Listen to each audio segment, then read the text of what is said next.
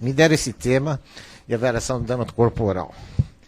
É um tema que eu vou abordar, citar pelo menos alguns artigos dos ordenamentos jurídicos, porque tem muitos alunos de direito. Então me perdoe já os advogados, tá? Mas eu sou obrigado porque quando nós falamos de dano corporal, nós falamos na área não só criminal, mas também na área civil, na área trabalhista e também até no direito administrativo. A medicina legal, ela faz parte das ciências forenses.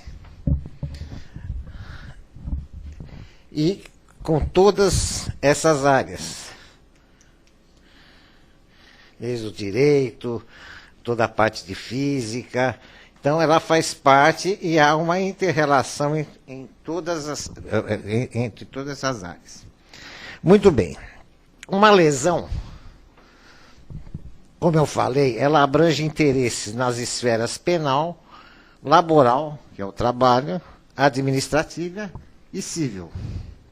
O que quer dizer peritar?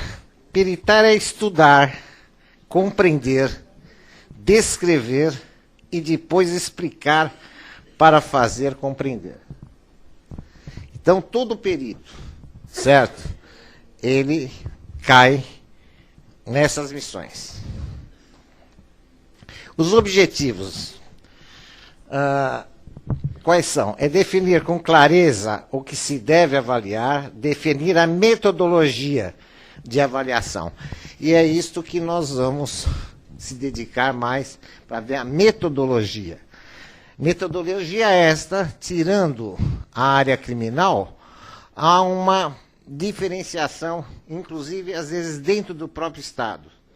E nós vamos apresentar aqui também uma metodologia só europeia, que eu acho que a tendência do Brasil é seguir essa metodologia.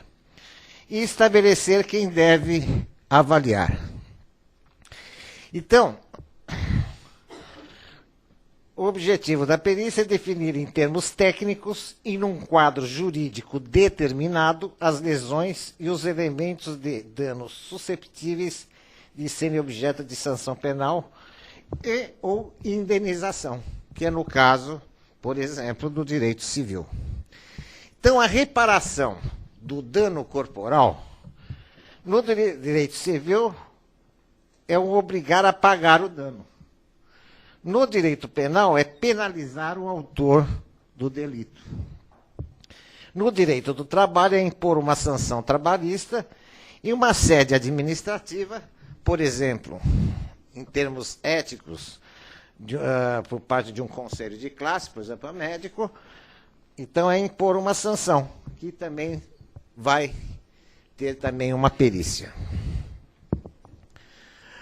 Como nós falamos, a metodologia pericial, na realidade, ela seria comum a todos os tipos de perícia. Ela vai diferir um objetivo e conclusões diferentes de acordo com o âmbito do direito. O conhecimento das regras e objetivos do direito que regem cada tipo da perícia e estar consciente relativamente às implicações que seu parecer pericial irá ter na decisão judicial. Inicialmente, vamos falar sobre a perícia criminal. No estado de São Paulo, como nós falamos, o Instituto Médico Legal ele é subordinado à Polícia Científica, que é uma das 4 polícias que nós temos, ligadas diretamente à Secretaria da Segurança. E o Instituto Médico Legal, ele tem o Centro de Exames e Análises e Pesquisas, Núcleo de Apoio Administrativo. Dentro desse Centro de Exames, ele tem o Núcleo de Antropologia, então tem as perícias em Antropologia, Núcleo de Patologia Forense, Núcleo de Toxicologia. E dentro do Centro de Perícias, que é o setor mais operacional do Instituto Médico Legal, tem o Núcleo de Clínica Médica, Tanatologia, que é o estudo da morte, radiologia, odonto legal, o núcleo da capital é Grande São Paulo e todos os núcleos do interior. Que, então, é isso que nós acabamos de falar. A diretoria do Instituto Médico Legal, ela está no mesmo prédio da Superintendência Técnico-Científica, que fica no Butantã, na cidade universitária, no Mancorvo.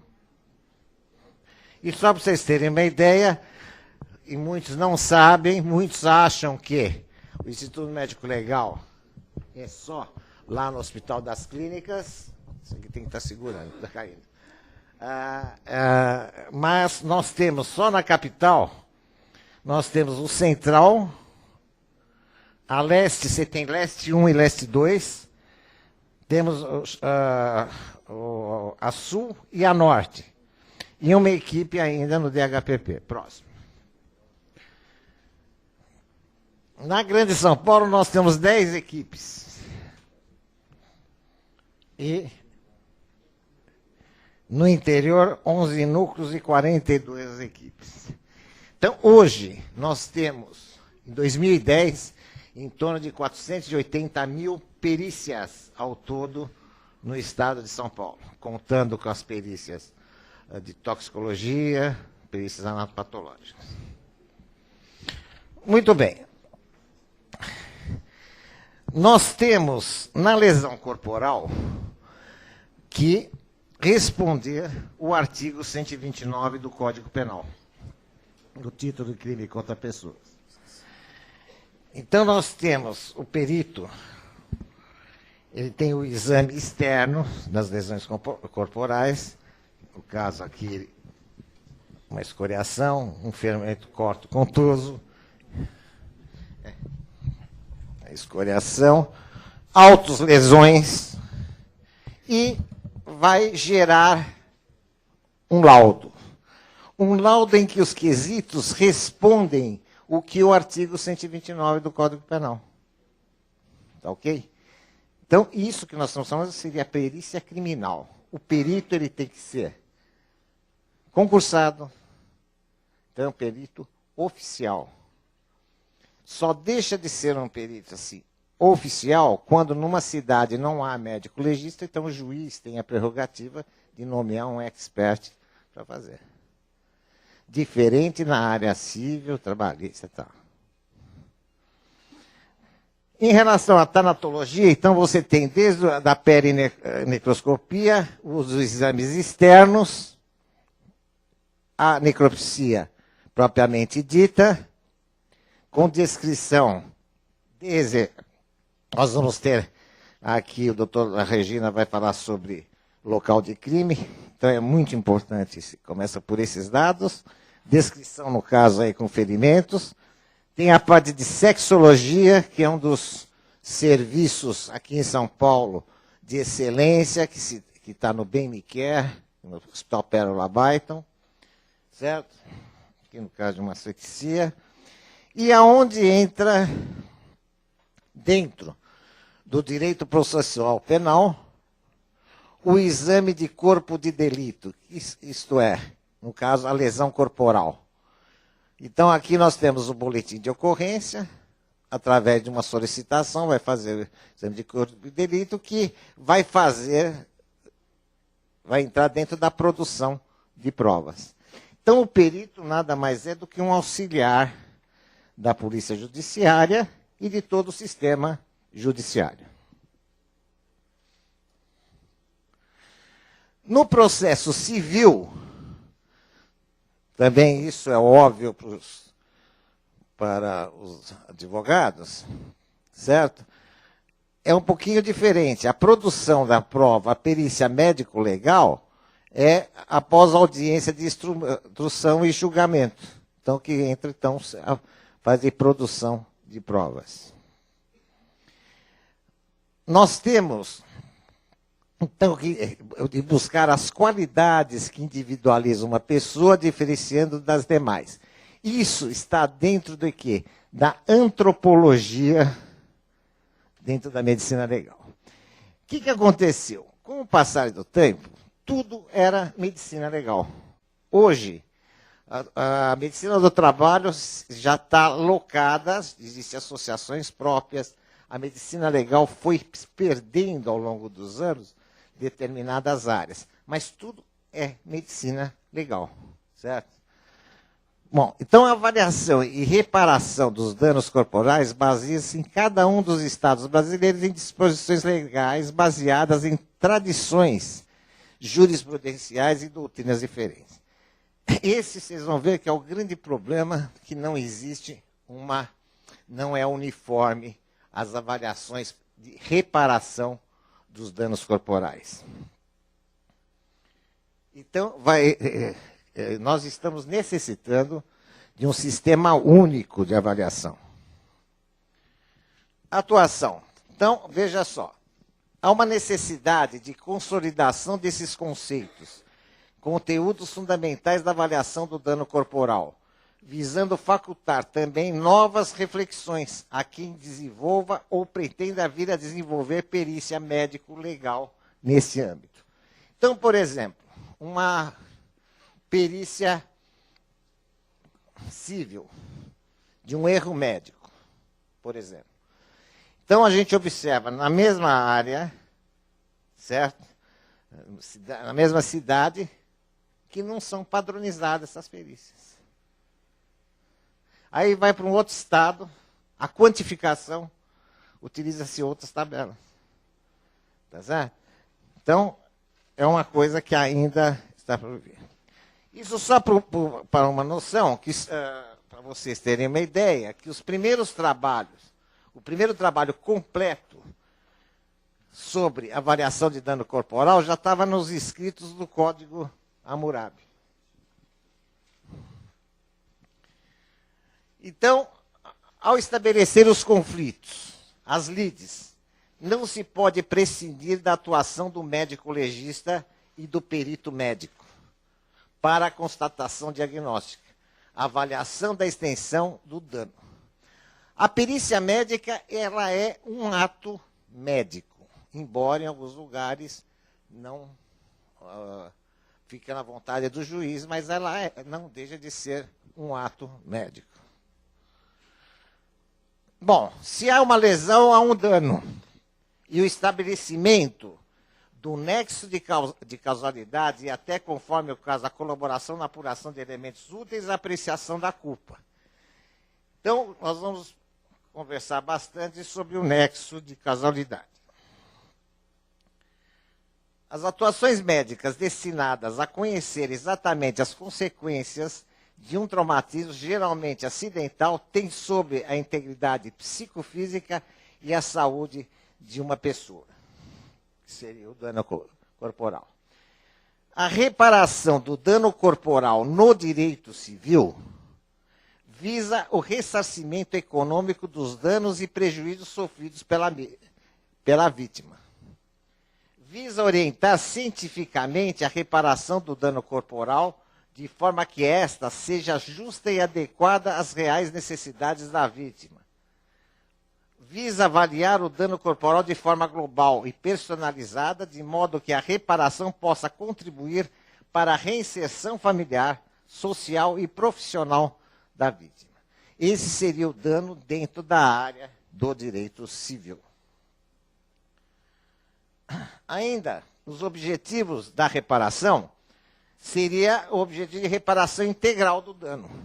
Estabelecer tão exatamente, quando possível, o equilíbrio destruído e recolocar a vítima na situação em que ela se encontraria se o ato produtor das leis não tivesse ocorrido. Então, é sempre tentar colocar a vítima como ela estava antes do dano.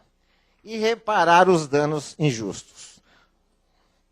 Rapidamente, e principalmente para os alunos, que se quiserem marcar apenas os artigos, que são pertinentes ao dano corporal no direito civil, nós temos o 186, esses destaques foram feitos por nós, que elenca que a ação ou omissão voluntária, negligência ou imprudência, aquele que tiver essa ação, violar o direito de causar dano a outro, ainda que exclusivamente moral, comete um ato ilícito.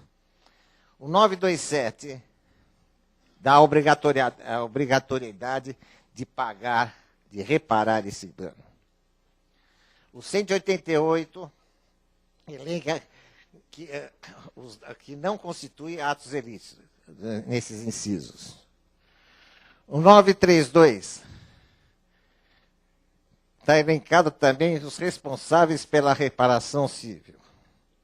935, a responsabilidade civil é independente da criminal, não se podendo questionar mais sobre a existência do fato ou sobre quem seja o seu autor, quando estas questões se acharem decididas no juízo criminal. Então, não vai depender da criminal. O 948, no caso de homicídio, a indenização consiste sem excluir outras reparações, no pagamento das despesas, com o tratamento da vítima, seu funeral e o luto da família. O 949 fala também de reparação. No caso de lesão ou de outra ofensa, o ofensor indenizará o ofendido das despesas do tratamento, dos lucros cessantes até o fim da convalescência, além de algum outro prejuízo que o ofendido provê haver sofrido. Então, gente, olha só a responsabilidade do perito, certo? Fazer uma perícia com uma boa metodologia, com bastante rigor. Aí 950 também é pertinente. 951, 389. E veja só, o Código de Defesa do Consumidor. O fornecedor de serviço responde independentemente da existência de culpa pela reparação dos danos causados aos consumidores. Então, aqui nós vamos ver que da responsabilidade objetiva e subjetiva. Tá? E hoje, no direito brasileiro, a objetiva mais para pessoas jurídicas, né? Então, independe da culpa.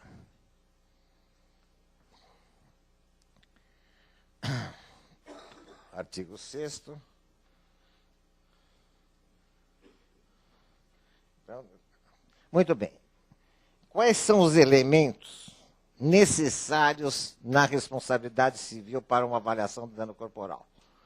Primeiro tem que ter o fato, ele ser um ato ilícito, o dano material e moral, um nexo causal adequado entre o fato e o dano. Isso é uma das partes, a parte principal e mais difícil da avaliação do perito.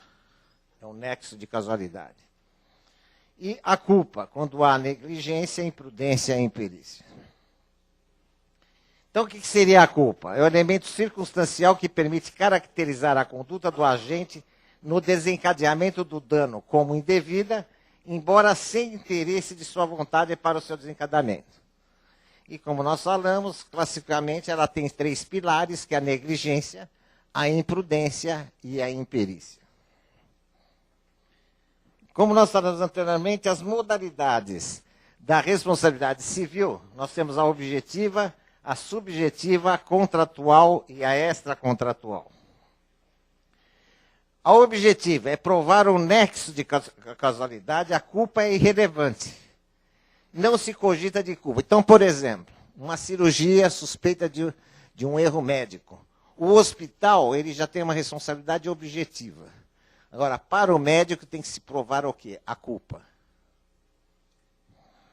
que é a subjetiva. Então, fundamentos na culpa, o lesado tem que provar um nexo de causalidade e que o lesante profissional agiu com culpa. Como nós falamos, no Brasil a responsabilidade médica é considerada por ambas as teorias, em conformidade com ambas as circunstâncias. E estabelece no artigo 14 do Código do Consumidor a teoria objetiva em relação às pessoas jurídicas e a subjetiva, que tem o compromisso com a culpa para as pessoas físicas.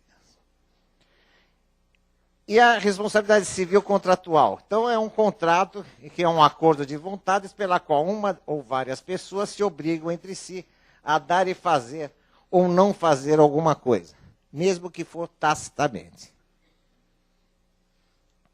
A natureza, essa contratual, também chamada aquiliana, é uma obrigação de reparar o dano causado a outro pelo descumprimento de obrigações ou deveres de caráter geral, que regula a convivência humana.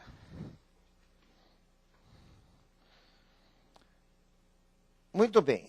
Nós temos a obrigação de resultado e de meio. Então, vou exemplificando. A medicina, em termos de lato sensu, ela tem uma obrigação de meio. Por quê? Porque ela utiliza todos os recursos disponíveis para ter um resultado, sem, no entanto, a obrigação desse êxito tão legítimo. Você não pode prometer resultado. Faz exceção à cirurgia plástica, que, na maioria dos casos, há uma promessa de um resultado. Então, já cai numa obrigação de resultado. São excludentes da responsabilidade civil o fator fortuito ou força maior, fato exclusivo da vítima. Então, vamos dizer que a vítima já tem uma lesão anterior ou um problema metabólico que vai piorar o dano, fato de terceiro, fato concorrente, e quando o defeito alegado não existe, que isso é muito comum, que são as simulações nas perícias. Talvez o doutor falou hoje de manhã, não sei se falou sobre isso. Fato culpável e fato excusável. Fato culpável ocorre que, pela caracterização, negligência, imprudência e imperícia. Fato excusável é a situação mais frequente no erro profissional, na qual ocorre a ação de agente habilitado em ato específico da profissão, o dano, o nexo, mas não se confunde negligência e imprudência. Bom, em relação ao prazo prescricional para a propositura de uma ação de indenização por responsabilidade civil, está elencado no artigo 205, a prescrição ocorre em 10 anos, quando a lei não lhe haja fixado prazo menor. Prescreve 206, parágrafo 3º, em 3 anos, inciso 5º, a pretensão de reparação civil. Muito bem. Então, aqui nós fazemos algumas reflexões. Como indenizar, através de uma quantia em dinheiro, um dano que, por definição, não é suscetível de ser avaliado em dinheiro? Caso do dano moral. Outro, como calcular o quanto necessário para tal reparação? Se vocês vão ver rapidamente que são tabelas que se divergem. Será que o dinheiro consegue apagar as dores, o sofrimento físico ou psíquico? Então, são reflexões. Então, agora, que o grande objetivo da explanação é a metodologia pericial. Bom, como nós falamos inicialmente, a metodologia ela é comum para todos os tipos de perícia. O objetivo e conclusões diferem com o âmbito do direito.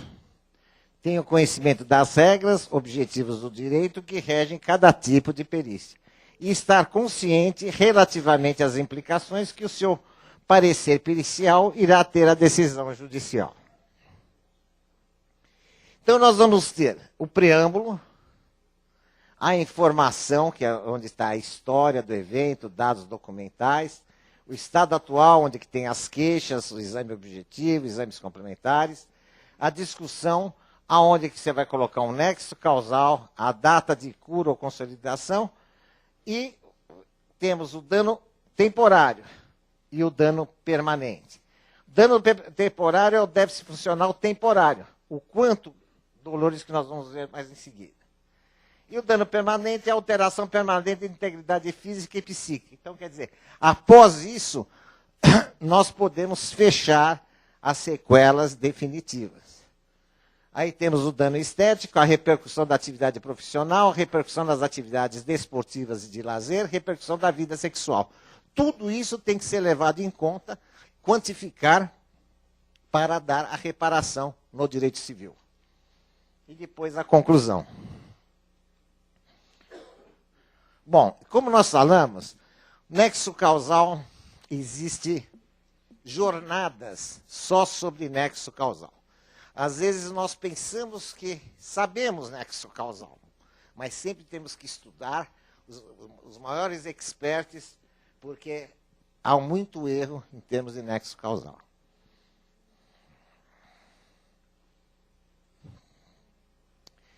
Geralmente, o estudo da relação causal se faz posteriormente. É usual falar de imputabilidade médica, ainda que seja o mesmo que a causalidade médica, pois se trata no estudo da relação ou nexo causal. São opiniões, inclusive, desse autor mencionado. Então, nós temos um fato, o dano, e um nexo causal, como nós falamos, a imputabilidade médica. O estudo da imputabilidade médica é um dos temas mais relevantes da avaliação do dano corporal. A existência do nexo causal entre o traumatismo e o dano é indispensável para o ressarcimento deste. Então, quais os critérios? Eu acho que essa sequência, principalmente os jovens, guardar esses 7 pontos. Os critérios para você determinar a imputabilidade, isto é, um nexo causal. Primeiro, nós vamos ver cada um, e aí eu deixo vocês descansarem. Natureza adequada do traumatismo. Natureza adequada das lesões a uma etiologia traumática. Adequação entre a sede do traumatismo e a sede da lesão. Encadeamento anatomoclínico. Adequação temporal. Exclusão da pré-existência do dano relativamente ao traumatismo e exclusão de uma causa estranha ao traumatismo. Iniciando, então, pelo primeiro parâmetro, natureza adequada do trauma. A lesão deve ser produzida por um traumatismo determinado. Significa que deve existir uma proporção entre a intensidade do traumatismo e a quantidade de dano produzido. Então, vocês têm que... A natureza adequada é muito importante. Não é suficiente que tenha ocorrido o traumatismo. Deve-se provar que sua intensidade tenha sido suficiente para produzir o efeito constatado. Então, é muito comum, se tem médico estudante de medicina, aqui várias simulações ocorrem quando você analisa, inclusive, esse primeiro item. O trauma realmente existiu? O evento tem uma data caracterizada? O trauma sofrido pode produzir o dano alegado? Então, tudo isso, essas perguntas têm que ser feitas dentro da avaliação da natureza adequada do trauma. Natureza adequada das lesões a uma etiologia traumática. É admissível uma etiologia traumática para a lesão em análise. Por exemplo, hematoma e equimose são predominantemente traumáticas, mas não são exclusivas. Certo? Então, por exemplo, vamos dizer na parte laboral. O camarada apresenta uma equimose, um hematoma. Mas ele pode ter feito apanhada da namorada. E não foi da queda. Então, você tem que ver qual é a origem. Tá certo? Adequação entre a sede do traumatismo e a sede das lesões. As alterações observadas têm relação anatomofuncional com as lesões sofridas, local do trauma. Então, por exemplo, um traumatismo crânioencefálico, às vezes, dá repercussões, certo? Contralaterais. Então, tem um sofrimento no encéfalo direito, dá repercussões contralaterais. O médico tem que saber isso. Encadeamento anatomoclínico. Entre o traumatismo e o dano imputável deve existir uma continuidade sintomatológica. Né? Então, a pessoa tem que saber todos os sintomas. Por isso que isso tem que ser um ato médico. Uma sucessão de fatos fisiopatológicos que torne plausível e aceitável uma cadeia causal. As sequelas analisadas são habitualmente observadas para as lesões sofridas, e é uma reflexão que nós temos que deixar. E, terminando, praticamente, a adequação temporal também deve-se analisar o processo como contínuo, que se inicia a partir do trauma e continua no tempo, até o momento da avaliação pericial. Então, uma perícia, ela tem que ser feita com cautela, com tranquilidade, imparcial, ética. Tá? Deve existir uma relação de temporalidade. Ainda na adequação temporal, o período de tempo transcorrido entre o trauma e o dano deve encontrar dentro dos limites aceitáveis pela experiência para o reconhecimento da relação do nexo causal, causa-efeito. E, ainda na adequação temporal, o intervalo livre entre traumatismo e o do dano deve ser compatível e adequado a uma etiologia traumática. Então, exemplo, não se admite que uma queda produza, após pouco tempo, alterações próprias de degeneração, coluna e joelho. Quem é perito previdenciário vê muito isso. A pessoa chega com raio-x, com degeneração óssea, tal, simulando que teve uma queda, certo? E essa degeneração não ocorre, você tem que ver o lapso temporal e verificar, tá certo? Exclusão da pré-existência do dano. Estudo do estado anterior, latente e patente. Dano já existe em estado mórbido anterior agravado ou revelado por um traumatismo determinado. A ausência conhecida de um estado anterior patológico prévio ao evento traumático necessário para excluir um fato. Então, se tem uma doença anterior, certo? Que levou a esse trauma, nós temos que avaliar. Exemplo, uma fratura com características radiológicas antigas. Então, o médico sabe, quando já formou o calo ósseo e tal, ela será excluída do dano pós-traumático recente. Então, a gente já sabe que esse dano é antigo. Tá? Não é o que se refere. Embora não se pode excluir uma causa traumática para tumores. Tem tumores que você vai ter, dão lesões líticas, né, no osso e há fraturas patológicas. Ainda é possível afirmar que o periciado não apresentava alterações prévias? Então, veja só. Uma fratura antiga, calosa, tumor revelado após trauma, sintomatologia dolorosa após trauma, com alterações típicas antigas. E, por fim, é a exclusão de uma causa estranha ao traumatismo. Consiste em demonstrar a impossibilidade de que exista outra causa para explicar o dano. Calabuig refere que significa que não deve existir outras circunstâncias independentes da causa lesiva. Trata-se de verificar se existe outra causa ou circunstância exclusiva plenamente capaz de explicar o dano. Eliminou tudo isso? Aí nós vamos ver, avaliou esses 7 pontos, nós vamos determinar o nexo causal. O estudo dos fatores estranhos ao traumatismo e análise. Existem outros fatores que podem ter influenciado a consequência do trauma sofrido? O periciado sofreu algum trauma posterior ao legado? Então, por exemplo, traumas posteriores, estados mórbidos anteriores potencializando os efeitos traumáticos ou agravados por esse. Tá certo? Temos história até de amputações de dedo, autoamputações, tudo. Bom, então, a análise desses critérios, certo? Esses 7 parâmetros, permite estabelecer se o traumatismo é a causa ou pode ser a causa, com o maior grau de certeza possível na vítima.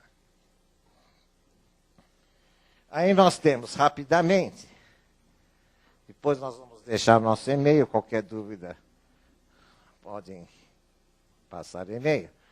O que é os graus de certeza? O nexo provável, nexo presumido. O doutor Celso está quase em cima, né? Tá. Grau de certeza, nexo demonstrado, impossível. Então, veja só. Observações que nós achamos importantes. O perito não deve absorver a anamnese e o exame físico como verdades absolutas. O que é a anamnese? É história. Tá? Então, a história, isso é muito comum, né? Uma história, temos que fazer, mas nós não podemos absorver. Relatos podem conter distorções entre lesões atuais com sequelas pré-existentes. Importância de se medir o estado atual, não apenas o que ele é, mas também pelo que ele era. A reparação do dano causado ocorre com um conjunto de 3 elementos imprescindíveis: a causa, o efeito e o nexo causal.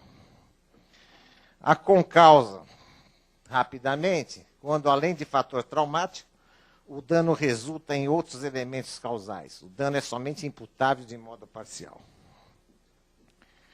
Eu vou passando lá. Bom, a reparação do dano corporal do direito civil, nós temos os danos patrimoniais, os danos não patrimoniais e o moral, após a perícia. Tá certo? Acho que isso todos os estudantes de direito sabem. Dano temporal, mas, bom.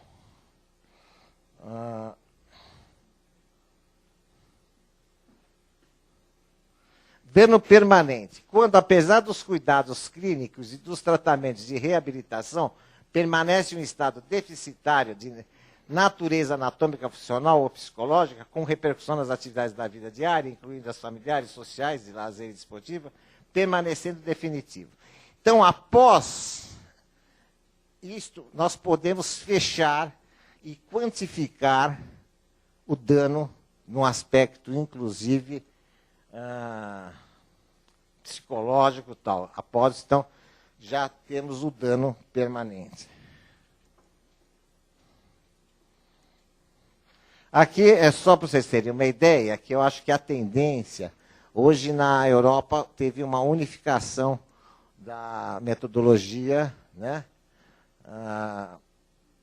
europeia, que é o que está faltando aqui no nosso meio. O dano estético também, lá de Portugal, como eles graduam.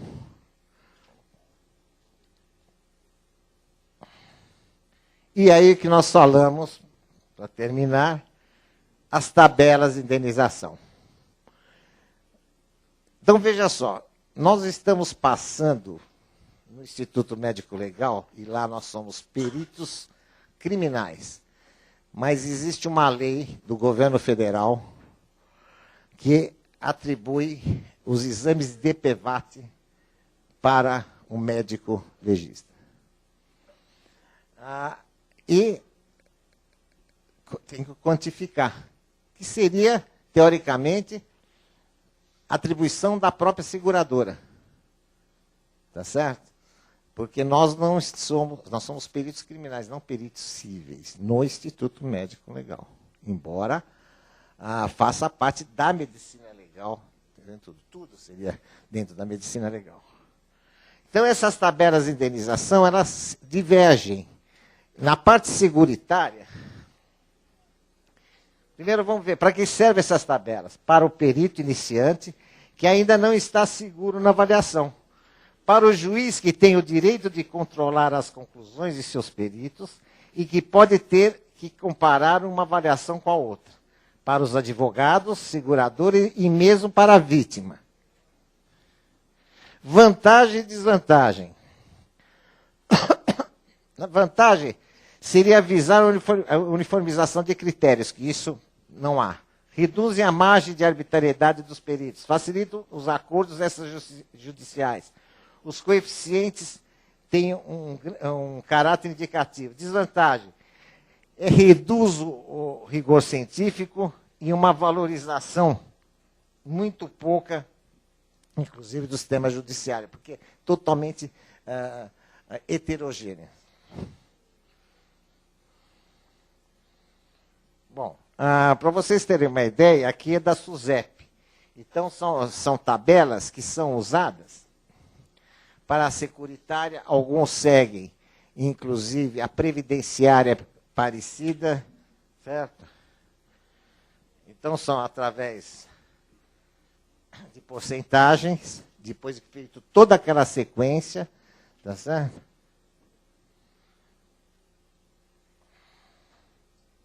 E aí que se vai dar o prêmio. Aqui é do DPVAT. Que se forem ver, que é aqui que eu falo, Instituto Médico Legal de Justiça do Ocidente, ou da resistência, inclusive nós encaminhamos para o Conselho Federal de Medicina e para a consultoria jurídica para Tem 2 estados que já têm julgados.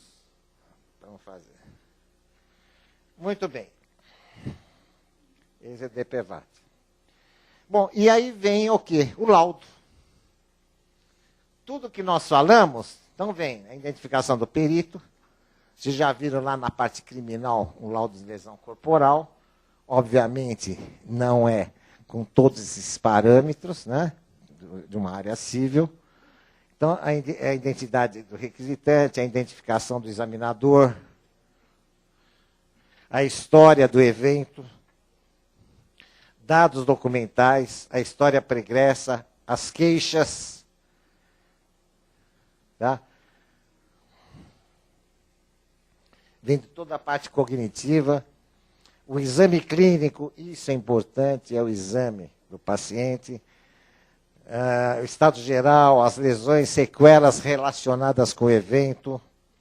E vocês estão vendo que é desde o crânio até os membros inferiores, o exame. Não é próximo seguinte, né? Tem que fazer o exame. Exames complementares de diagnóstico e as conclusões preliminares. E aqui a discussão. Então, que vocês vão colocar um nexo de causalidade e a justificativa e o número de pontos que vocês vão dar a porcentagem para vocês darem para a reparação.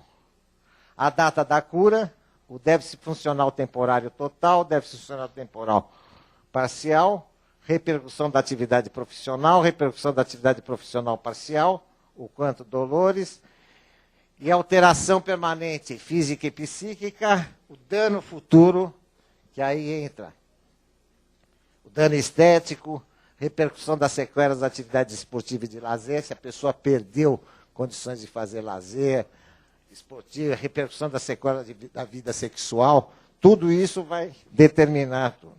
Feito tudo isso, você vai determinar, colocar o número de dias e tal, e depois vai ter uma somatória disso e que você vai, então, ter o valor, quantificar para a reparação.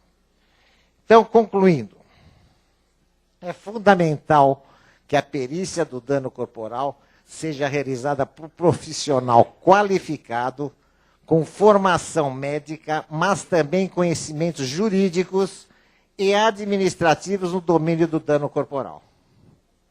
Na avaliação deve ser ponderada a cultura e os costumes regionais, fazendo com que as noções sejam aceites por todos. É importante uniformizar as tabelas, levando maior confiabilidade da justiça e equidade às valorizações realizadas por diferentes peritos.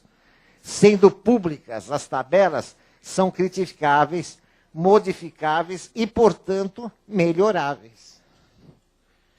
É fundamental que os profissionais peritos detenham informações suficientes para manter a uniformidade de condutas, que adotem uma metodologia de exame pericial que garanta que cada uma das lesões que comprometam o corpo humano seja valorizada e quantificada de forma equivalente em qualquer lugar que a perícia é feita. Novos estudos devem ser empreendidos para subsidiar as investigações periciais, no que concerne às consequências das várias espécies de danos corporais no Brasil. Muito obrigado.